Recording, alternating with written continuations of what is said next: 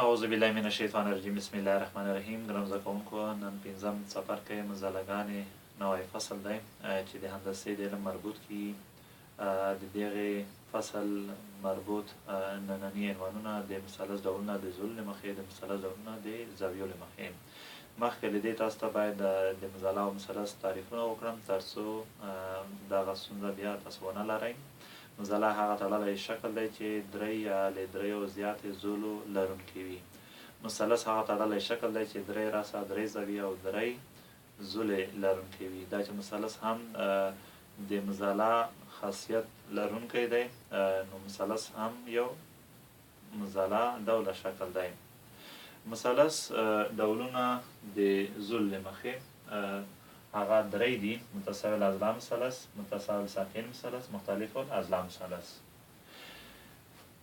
متساوي الاضلاع مثلث هغه مثلث دی چې په هغه کې درې واړه زولې په خپل منځ کې مساوي وي. لکه دلته په دغه مثلث کې درې واړه زولې یو ډول اوږدوالی لري، 2 سانتي متره، 2 سانتي متره، 2 سانتي متره. متساوي الساقين مثلث هغه مثلث دی چې په هغه کې دوه مخامخ زولې سره مساوي اوږدوالی ولري. لکه دلته د ای بي زوله هم 3 سانتي متره اوږدوالی لري او ای سی زوله هم 3 سانتي متره اوږدوالی لري. نو دا چې دواړه مخامخ دي او یو شان اوږدوالی لري، نو دغه مثلث متساوي الساقين مثلث بلل کیږي. مختلف الاضلاع مثلث هغه مثلث چې په هغه کې درې واړه زولې مختلف اوږدوالی ولري. لکه ای بي زوله 2 سانتي متره، ای سی زوله 4 سانتي متره، بي سی زوله 15 سانتي متره اوږدوالی لري او یو شان اوږدوالی نه دی، نو ځکه دا یو مختلف الاضلاع مثلث دی.